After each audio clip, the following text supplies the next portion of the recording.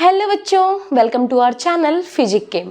और आज के इस वीडियो लेक्चर में हम करने वाले हैं कुछ descriptive question related to PYQs again, और सेम उसी चैप्टर से लाइट, रिफ्लेक्शन एंड रिफ्रैक्शन से। यानी लाइट से भी हमारे बहुत से क्वेश्चंस बाकी हैं। अभी तक हमने सिर्फ एमसीक्यू किया है, अब हम करेंगे डिस्क्रिप्टिव टाइप के क्वेश्चंस। किस तरह के लाइट से, रिफ्लेक्शन से, रिफ्रैक्शन से और रिफ्रैक्शन ऑफ लेंस से किस तरह के क्वेश्चन पूछे जाते रहे हैं, प्रीवियस ईयर क्वेश्चंस में किस तरह के क्वेश्चन पूछे जाते रहे हैं, उसको हम यहाँ पे समझेंगे। ठीक है, तो सबसे पहले हम स्टार्ट करते हैं कि हमने अभी तक क्या क्या पढ़ा है। ठीक है, तो अब तो हम न्यूमेरिकल सॉल्व कर रहे हैं, यानी हमने अब तक का पूरा सेशन लाइट का थ्योरेटिकल पार्ट जो है वो कंप्लीट कर लिया है। और अगर आपने ये वीडियोस नहीं देखे हैं तो लिंक डिस्क्रिप्शन में है, आप जा करके इन वीडियोस को ज़रूर देखेंगे। ठीक है, तो चलिए स्टार्ट करते हैं आज का सेशन। सो डिस्क्रिप्टिव क्वेश्चंस को स्टार्ट करने से पहले हम उन टर्म्स को समझते हैं जिन टर्म्स के थ्रू हम इन क्वेश्चंस को सॉल्व करेंगे। तो लाइट के रिफ्लेक्शन एंड रिफ्रैक्शन के सारे टर्म्स को हमें समझना है। सबसे पहला जो हमने किया था कि रिफ्लेक्शन का मिरर। ठीक है, तो मिरर फॉर्मूला क्या था? So 1/f is equal to 1/v minus 1/u, ये है हमारा मिरर फॉर्मूला। हियर f क्या है? Focal length. v जो है इमेज डिस्टेंस है, u हमारा ऑब्जेक्ट डिस्टेंस है। इन्हीं तीनों के बीच जो रिलेशन बताता है हमारा मिरर फॉर्मूला। इसके लिए एक बार हम साइन कन्वेंशन को समझ लेते हैं। तो अगर ये हमारा केव फॉर्म में आपको दिख रहा है, ये हमारा कॉनकेव मिरर है। अब इस कॉनकेव मिरर के थ्रू समझते हैं ये क्या है, ये प्रिंसिपल एक्सिस है। अगर इस प्रिंसिपल एक्सिस पे कोई ऑब्जेक्ट रखा है और ऑब्जेक्ट को हम मेज़र कर रहे हैं प्रिंसिपल एक्सिस से अब साइड में, ऊपर की साइड में, अप साइड में, तो ये जो मेज़र करेंगे हम, ये पॉजिटिव में मेज़र करेंगे। ठीक वैसे ही अगर हम नीचे की साइड में मेज़र करते हैं तो ये नेगेटिव मेज़र करेंगे। यहाँ होता है हमारा पोल। ठीक है, पोल जो है वो हमारा जो मिरर है उसके मिड में होता है पोल, और पोल से अगर आप लेफ़्ट में आते हैं, लेफ़्ट में अगर आ रहे हैं तो ये होगा माइनस। पोल से अगर आप लेफ़्ट में आ रहे हो तो ये साइन कैसा होगा? माइनस। और यहीं पोल से अगर आप राइट में जा रहे हैं, यानी राइट में इधर मेजर कर रहे हैं, तो ये होगा positive. Okay, and light incident, यहाँ देखो, लाइट इंसिडेंट हमेशा आप लेफ्ट साइड से लाइट आएगी और इंसिडेंट हमेशा लाइट का इंसिडेंट इधर ही से होगा। इस बात का ख्याल आप लोग को हमें रखना है कि इसमें शाइन कन्वेंशन हो गया मिरर फॉर्मूला का। तो अब हम एक मिरर फॉर्मूला का क्वेश्चन करते हैं, देखते हैं क्वेश्चन क्या है। ठीक है, सो ये रहा हमारा पहला क्वेश्चन, देखते हैं और इसको समझते हैं। क्वेश्चन क्या कह रहा है? It is directed to obtain an erect image of an object using a concave mirror of a focal length 20 centimeter. First question is क्या है? What should be the range of the distance of the object from the mirror? Second question कह रहा है will the image be bigger or smaller than the object? And next कह रहा है draw a ray diagram to show the image formation in the case. पहले question को समझते हैं। तो क्वेश्चन कह रहा है कि हमें ऐसा डायरेक्ट किया जा रहा है कि एक इमेज, इरेक्ट इमेज फॉर्म होता है किससे? किसी ऑब्जेक्ट का यूज करके कॉनकेव मिरर से। अब सोचो कॉनकेव मिरर से किसका फॉर्मेशन हो रहा है? इरेक्ट इमेज का, जिसका फोकल लेंथ कितना है? उस कॉनकेव मिरर का जो फोकल लेंथ है वो है 20 सेंटीमीटर। जिसमें सबसे पहले हमें बताना है कि what should be the range of the distance of the object from the mirror, कि क्या डिस्टेंस होगा ऑब्जेक्ट का फ्रॉम द मिरर। तो भी ध्यान से देखिए, जो हमारा ऑब्जेक्ट है वो कैसा इमेज फॉर्म कर रहा है? Erect image. और अगर हम याद करेंगे तो कॉनकेव मिरर में कहीं भी अगर हम ऑब्जेक्ट रख रहे थे मोस्ट ऑफ द टाइम, यानी हमें क्या मिल रहा था? इमेज जो है इन्वर्टेड मिल रहा था। सिर्फ एक कंडीशन ऐसी थी जहाँ पे हमें इरेक्ट इमेज मिला था। कौन सी कंडीशन थी? याद है? नहीं याद है तो ध्यान से सुने। अगर हमारा कॉनकेव मिरर है और कॉनकेव मिरर में जब हम मिरर पढ़ते हैं तो हमें सारी इमेज फॉर्मेशन कॉनकेव में, सारी इमेज फॉर्मेशन हमने देखे थे। और जैसे जैसे हम पोजीशंस बढ़ाते गए थे, इमेज जो है इन्वर्टेड से हमें इरेक्ट मिलने लगा था, और कौन कौन से केसेस में हमें इरेक्ट इमेज मिला था? लास्ट के 2 केसेस में। कब? जब हमारा ऑब्जेक्ट जो है कहाँ रखा गया था? फोकस और फोकस बिटवीन पोल के बीच, इन दोनों ही ठीक है। तो जब ऑब्जेक्ट हमारा फोकस पे था तो रेस तो मिल ही नहीं थी, तो हमने मान लिया था कि हमारा जो इमेज है वो इन्फिनिटी पे बनेगा। लेकिन जैसे ही ऑब्जेक्ट कहाँ पर आया, ऑब्जेक्ट हमारा इन फोकस और पोल के बीच में जब रखा गया, तो वहाँ पे जो इमेज का फॉर्मेशन हुआ था वो कैसा था? वो था इरेक्ट। यानी यहाँ पे हमें जो तीसरा क्वेश्चन दिया गया है, draw a ray diagram to show the image formation, तो यहाँ इमेज फॉर्मेशन के लिए आपको ईजिली रख सकते हैं कहाँ पे? ऑब्जेक्ट को हम रख सकते हैं बिटवीन फोकस एंड पोल। अगर इसके बीच में आप ऑब्जेक्ट को कहीं भी रखते हैं, फोकस और पोल के बीच में, तो हमारा जो इमेज का फॉर्मेशन होगा वो कैसा होगा? इरेक्ट होगा। अब इससे में एक और आंसर मिल गया। हमने ऑब्जेक्ट कहाँ रखना है? फोकस और पोल के बीच में।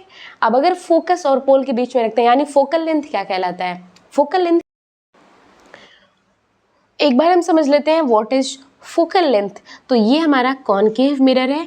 अब इस कॉनकेव मिरर का ये पोल है, पोल से अगर हमारा यहाँ फोकस है, तो ये जो लेंथ हुआ, ये जो डिस्टेंस हुआ बिटवीन फोकस एंड पोल, यही जो लेंथ है ये हमारा क्या कहलाता है? Focal length. अब इसके बीच में, इसी के बीच में हमारा ऑब्जेक्ट जब रहता है तो हमें इमेज का फॉर्मेशन कैसा दिखता है? इरेक्ट होता है।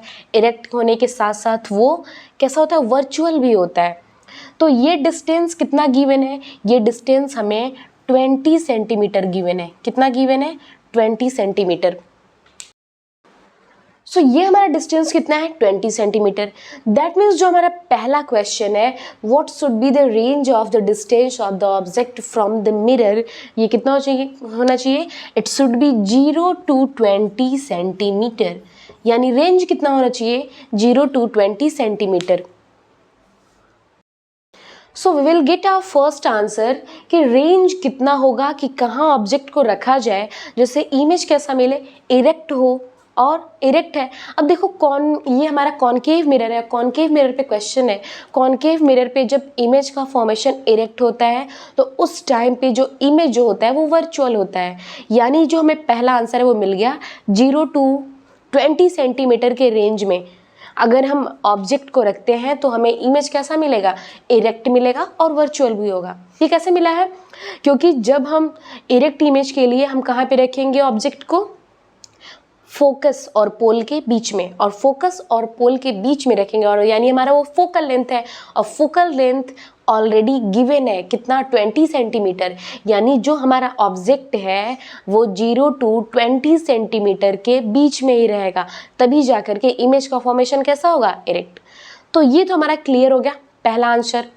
सेकेंड है, will the image be bigger और स्मॉलर देन द ऑब्जेक्ट। तो देखो जब भी इरेक्ट होता है तो हमेशा जो इमेज होता है वो हमेशा ऑब्जेक्ट से बड़ा होता है। यानी अगर फोकस और पोल के बीच में ऑब्जेक्ट है तो जो हमारा इमेज होगा वो बिगर देन द ऑब्जेक्ट, बड़ा होगा, और कैसा होगा? इरेक्ट होगा, वर्चुअल होगा।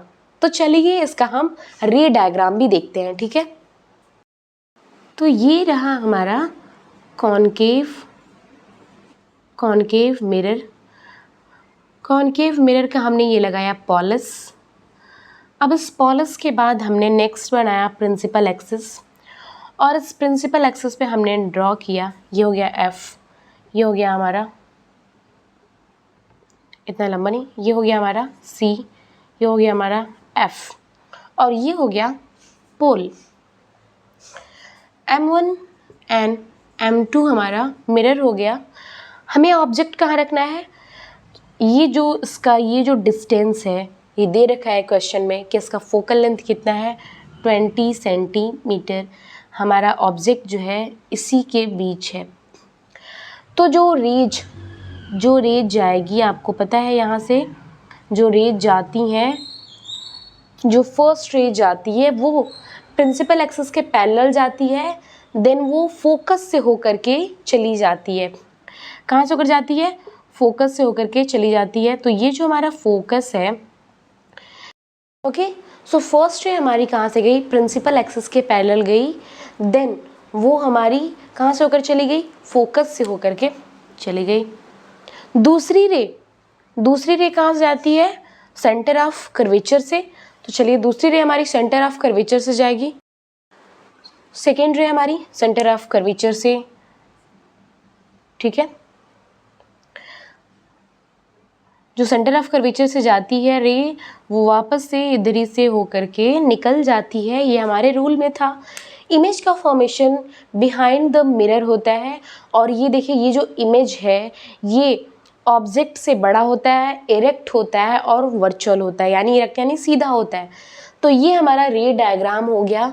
तीसरे का answer, draw ray diagram to show the image formation in this case, ठीक है। तो ये हमारा एक रे डायग्राम हो गया। आपको पता चल गया कि ऑब्जेक्ट कहाँ रखना है, ये बिल्कुल फोकस पे नहीं है, फोकस और पोल के बीच में है। ये हमारा पोल है, यहाँ पे फोकस और पोल के बीच में है। इसी कंडीशन में हमें इरेक्ट इमेज मिलेगा, ठीक है।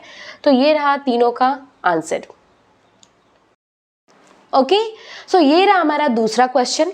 देखते हैं इसमें क्या है। ये क्वेश्चन कह रहा है कॉनकेव लेंस। अब लेंस की बारी आ गई। इसके पहले हमने क्या समझा था, मिरर, अब ये क्या है, lens. Concave lens has focal length of 20 centimetre, यानी लेंस का फोकल लेंथ हमें दे रखा है कॉनकेव लेंस का 20 centimetre.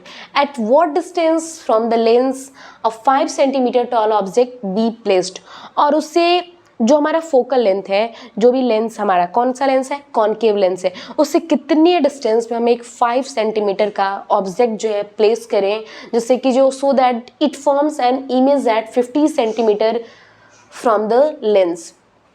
It lens an image at 15 centimetre, जिससे कि जो इमेज का फॉर्मेशन वो कितना 15 सेंटीमीटर पे हो लेंथ से। And also calculate the size of the image, और उस इमेज का हमें साइज ही बताना है। यानी लेंस, कॉनकेव लेंस का फोकल लेंथ दे रखा है और उस पर 5 सेंटीमीटर का ऑब्जेक्ट भी प्लेस्ड है।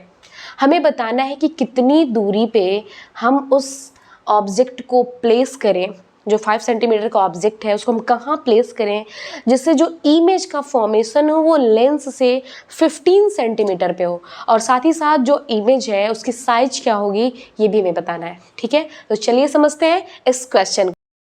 लेंस का क्वेश्चन हम करने जा रहे हैं। इसके पहले जरा हम कॉनकेव लेंस के साइन कन्वेंशन को समझ लेते हैं, जिससे ये सारे जो भी हमें पॉइंट्स दिए हुए हैं, फोकल लेंथ और साइज ऑफ द ऑब्जेक्ट, इसके जो भी साइड में हम रखेंगे ये आपको एक बार याद आ जाए, ठीक है। तो चलो एक बार कॉनकेव लेंस को हम रिकेप कर लेते हैं।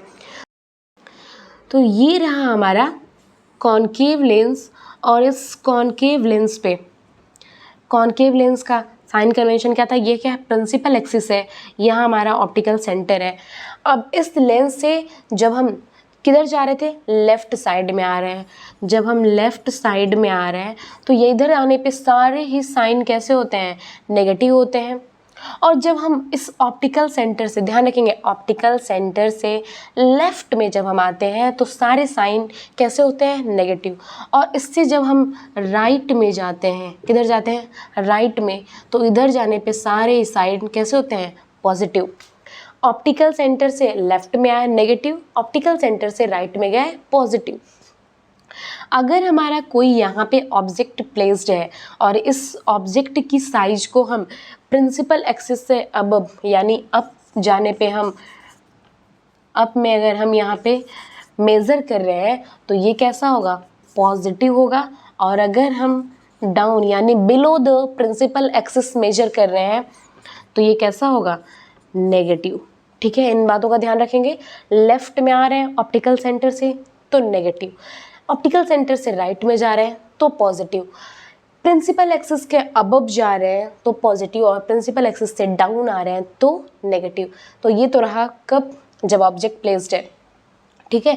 जो भी डिस्टेंस हम इधर मेजर करेंगे नेगेटिव होगा, जो भी डिस्टेंस हम उधर मेजर करेंगे पॉजिटिव होगा। अभी हमारा कॉनकेव लेंथ है, और कॉनकेव लेंथ का जो प्रिंसिपल फोकस होता है वो ये हमारा F1 होता है। तो हम ये डिस्टेंस किधर मेजर कर रहे हैं, इधर, तो फोकस हमारा क्या होगा, नेगेटिव होगा।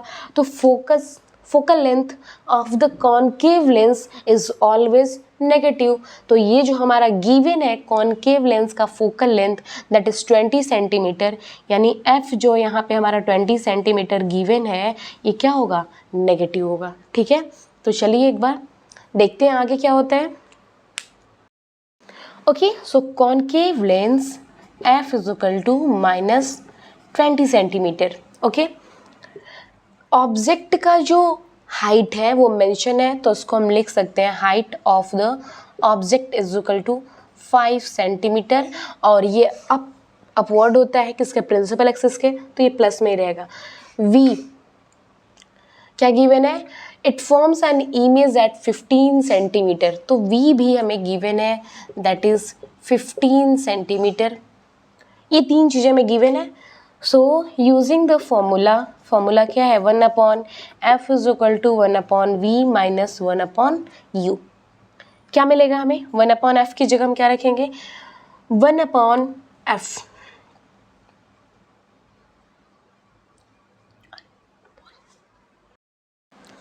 -20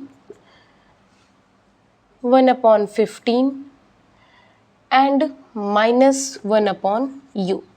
What we need, 1/u। तो हमने ये 1/u इज इक्वल टू रख दिया 1/ माइनस, इसको हम रिप्लेस कर लेते हैं, तो हमारा आ गया 1/-15 एंड 1/ ये हम रख दिए यहाँ पे -20 गिवन ही है। ठीक है, तो 1/u इज इक्वल टू कितना है, -20 प्लस 15 है ये अपॉन 300 एंड दैट इज -5/300। ठीक है, -5, तो u इज इक्वल टू कितना आया, -60। So u is equal to -60 मिल गया है। Now we have u, v and f, और हमें जो है अब बताना है कि जो हमारा साइज बताना है, साइज ऑफ द इमेज, यानी इमेज की साइज क्या होगी। ऑब्जेक्ट का डिस्टेंस हमें पता चल गया कि ऑब्जेक्ट को हम कहाँ प्लेस करेंगे, u हमें पता चल गया, -60 है। अब हमें साइज चाहिए कि इमेज की साइज क्या होगी, और उसके लिए हम मैग्नीफिकेशन वाले फॉर्मूला का यूज करेंगे। मैग्नीफिकेशन वाला फॉर्मूला क्या होता है, h इमेज का हाइट अपॉन ऑब्जेक्ट का हाइट दैट इज v/u, यही होता है hi/ho, height of image and height of object is equal to v/u भी लिख सकते हैं। तो हमें क्या मिलेगा ये, या फिर हमें क्या चाहिए, हमें इमेज का हाइट चाहिए, तो hi इज इक्वल टू क्या हो गया, v/u। What we will get, and h object, तो v का वैल्यू कितना है, v जो है 15 सेंटीमीटर, u कितना है, u हमें अभी मिला है, u कितना 60, v हमारा ऑलरेडी नेगेटिव था 60 इंटू कितना है इमेज, लेंस जो साइज इसकी दी हुई है वो 5 सेंटीमीटर। ठीक है, तो क्या आएगा, ये हमारा आ गया hi इज इक्वल टू, ये हो गया 5/4, और इसको सॉर्ट करेंगे तो ये क्या होगा, i जो होगा hi is equal to 1.25 centimetre. तो ये आया किसका, height of the image 1.25 centimetre. कितना दिया है, जो लेंस पे जो ऑब्जेक्ट है वो 5 सेंटीमीटर का है, और जो हमारा इमेज का साइज मिला है वो कितना, 1.25 सेंटीमीटर। दैट मीन्स ये क्या है, बहुत उससे क्या है, ऑब्जेक्ट से स्मॉलर है। तो ये रहा हमारा next question, f is equal to -20 centimetre, और ऑब्जेक्ट का जो हमें साइज दे रखा है, और v जो है यानी इमेज का हमें डिस्टेंस दे रखा है। हमें u बताना था एंड देन इमेज का हाइट बताना था कि इमेज की साइज क्या होगी।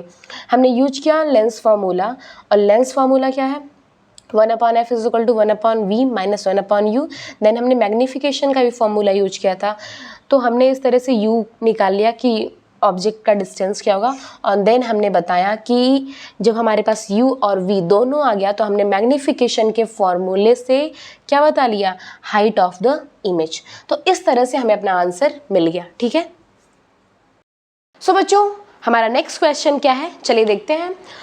अ light ray falls on a glass surface of refractive index √3 at an angle 60 degree. The angle between refracted and reflected ray would be question mark. तो हमें ये किस तरह का क्वेश्चन है, ये रिफ्रैक्शन पे क्वेश्चन है। रिफ्रैक्शन हमने पढ़ाई है। यहाँ भी कह रहा है कि एक लाइट रे जो है ग्लास सरफेस पे फॉल होती है और जो रिफ्रैक्टिव इंडेक्स है वो √3 है। किस डिग्री पे, एट एन एंगल 60 डिग्री पे। तो 60 डिग्री एंगल पे रिफ्रैक्टिव इंडेक्स गिवन है और फिर हमें बताना है कि क्या एंगल होगा बिटवीन रिफ्रैक्टिव रे एंड रिफ्रैक्टेड रे या रिफ्लेक्टेड रे के बीच। यानी रिफ्रैक्टेड रे वो रे जो रिफ्रैक्ट हो गई है, रिफ्रैक्ट भी हुई है, और जो रिफ्लेक्ट हुआ है करना। बच्चों हमें एंगल बताना है कि क्या होगा between refracted and reflected ray. अब यहाँ पे जब भी कहीं से रिफ्रैक्शन होता है एक मीडियम से दूसरे मीडियम में, तो यहाँ तुमने देखा था कि कैसे रिफ्रैक्शन जब एक मीडियम से दूसरे मीडियम में हो रहा है तो वहाँ सारी रेज का रिफ्रैक्शन नहीं हो रहा है, बल्कि कुछ रेज क्या हो रही थी, रिफ्लेक्ट भी हो जा रही थी। अब जो रेज रिफ्लेक्ट हो रही हैं वहाँ पे वो एंगल और रिफ्रैक्ट जो हो रही हैं वो एंगल, ये दोनों एंगल हमें बताना है, ठीक है, कि क्या होगा। तो एक और बात हम समझ लेते हैं कि हमने रिफ्लेक्टेड का एंगल ऑफ जो रिफ्लेक्शन का हमने एक रूल ही पढ़ा था कि सरफेस जो है सेम होता है, तो एंगल ऑफ इंसिडेंस नॉर्मल और जो एंगल ऑफ रिफ्लेक्शन होता है, तो नॉर्मल से लेकर के जो एंगल ऑफ इंसिडेंस होता है और जो एंगल ऑफ रिफ्लेक्शन होता है वो दोनों क्या होता है, इक्वल होता है। तो पहला क्लू हमें मिल गया कि एंगल ऑफ इंसिडेंस और एंगल ऑफ रिफ्लेक्शन दोनों क्या होता है, इक्वल होता है। तो यहाँ हमें क्या गिवन है कि जो रिफ्रैक्टिव इंडेक्स है वो √3 है और at an angle of 60 degree, यानी जो इंसिडेंट रे है वो 60 डिग्री का है। अब जब 60 डिग्री का इंसिडेंट रे है और इंसिडेंट एंगल कितना है, 60 डिग्री, तो यहाँ से जो रिफ्लेक्शन होगा, यानी जिन भी रेज का रिफ्लेक्शन होगा, तो by the law of reflection यहाँ पे 60 डिग्री का ही क्या होगा, रिफ्लेक्शन भी होगा, because both angle are same. यानी angle of incidence 60 degree and angle of reflection will be also 60 degree, because sine A is equal to sine are, ये तो हमने रूल के थ्रू पढ़ाई है। तो ये दो एंगल तो हमने एक क्लू से फाइंड कर लिया। आप जब भी इस तरह के क्वेश्चन जाओ तो एक बार रूल पर भी ध्यान देंगे, आपको ईजिली क्लूज मिल जाएंगे। तो पहला क्लू हमें मिल गया कि हमें एंगल ऑफ रिफ्लेक्शन भी मिल गया। अब एंगल ऑफ रिफ्रैक्शन हमें फाइंड करना है, तो चलिए हम क्वेश्चन उसको करते हैं और एंगल ऑफ रिफ्रैक्शन भी इजीली हम फाइंड कर लेंगे, ठीक है। सो बच्चों म्यू यानी रिफ्रैक्टिव इंडेक्स कितना गिवन है, √3, ओके, √3 गिवन है। और एंगल ऑफ इंसिडेंस यानी आई जो है वो कितना गिवन है, 60 degree.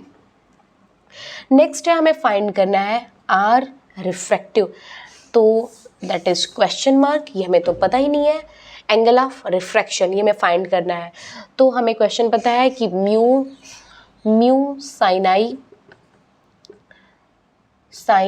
Is equal to mu two sine are, ये हमारा फॉर्मूला स्नेल्स लॉ के थ्रू जाएंगे। और ये जो हमारा एयर में, यानी एयर से ही ग्लास सरफेस पे लाइट रे आ रही है, तो ये हमारा हमेशा क्या होता है, कांस्टेंट होता है, दैट इज 1। साइन आई की वैल्यू गिवन है साइन 60 और म्यू2 तो हमें कुछ पता ही नहीं है, तो हम इसको म्यू ही रहने देते हैं यहाँ पे। और ये जो है साइन आर, ठीक है। म्यू हमें गिवन है रिफ्रैक्टिव इंडेक्स क्या, √3, तो इसको हम यहाँ पे इसकी वैल्यू रख लेते हैं √3 इंटू साइन आर। अभी हम इसको चेंज कर लेते हैं, sine r is equal to sine 60, okay. सबसे पहले हम वैल्यू पुट कर लेते हैं अलग अलग ताकि कंफ्यूजन नहीं हो, okay. So 1 into √3/2 is equal to √3 into sine r, okay. तो ये sine r is equal to क्या हो गया, sine r is equal to क्या हो गया, ये हमको मिल गया 1/2 √3 से √3 जो हमारा कैंसिल हो गया और हमें मिल गया sine r is equal to 1/2। और ये जो वैल्यू है साइन r 1/2 ये किसकी होती है, ये होती है 30 डिग्री की। साइन 30 की जो वैल्यू होती है वो 1/2 होता है। तो sine r is equal to 30 degree, यानी हमें एंगल ऑफ रिफ्रैक्शन जो है कितना मिल गया, 30 डिग्री का। ठीक है, अब एक हम रे डायग्राम के थ्रू समझते हैं कि फॉर एग्जांपल कि ये हमारा ग्लास है, ये हमारा ग्लास सरफेस है और ये है एयर। ठीक है, ये हमारा नॉर्मल हो गया। ये जो हमारी लाइट रे आई है और ये जो है, जब आपको पता है कि जब भी रेयरर से डेंसर में आती है तो नॉर्मल की तरफ क्या होती है, बेंट होती है।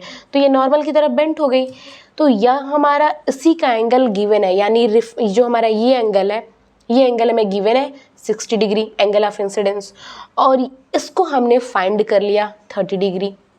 ठीक है, यहाँ से कुछ रेज जो है रिफ्लेक्ट भी होती हैं। तो ये जो रिफ्लेक्शन, यानी अब हम वही रूल के अकॉर्डिंग ये भी क्या होगा, इक्वल होगा 60 डिग्री के। Sine I is equal to sine r, sine I is equal to sine are.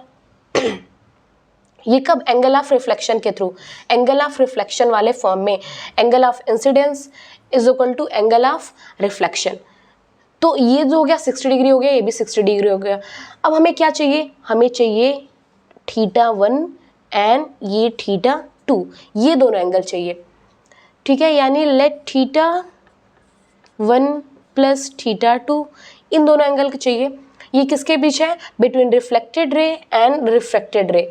तो हम ये कह सकते हैं कि 60 प्लस 30 इज इक्वल टू कितना, 90 डिग्री, यानी θ1 plus θ2 is equal to 90 degree, यानी ये जो एंगल हुआ वो कितना आया, 90 डिग्री। यानी θ1 प्लस θ2 ये दोनों हमने मिला करके निकाल लिया 90 डिग्री, यानी दोनों के बीच का जो एंगल आया, एंगल ऑफ रिफ्लेक्टेड रे और एंगल ऑफ रिफ्रैक्टेड रे, इन दोनों के बीच का जो एंगल आया θ1 प्लस θ2 हमने मान लिया वो कितना आया, 90 डिग्री। तो हमने डिफरेंट टाइप के डिफरेंट क्वेश्चंस कर लिए। लेंस से भी रिलेटेड क्वेश्चन किए हमने, मिरर से भी रिलेटेड किए क्वेश्चंस, और रिफ्रैक्शन से भी रिलेटेड क्वेश्चंस कर लिए। इन सारे क्वेश्चंस में जो कॉमन चीज़ रही वो कि हमने सबसे पहले फाइंड किया कि क्या क्लूज थे क्वेश्चंस के। ठीक है, अब इस तरह के जो भी क्वेश्चंस आएंगे आप ट्राई करेंगे सॉल्व करने का। अगर आपको कहीं से भी कोई भी डाउट आ रहा है तो आप अपने क्वेश्चंस को कमेंट बॉक्स में मेंशन करेंगे। We will try to help you. Okay.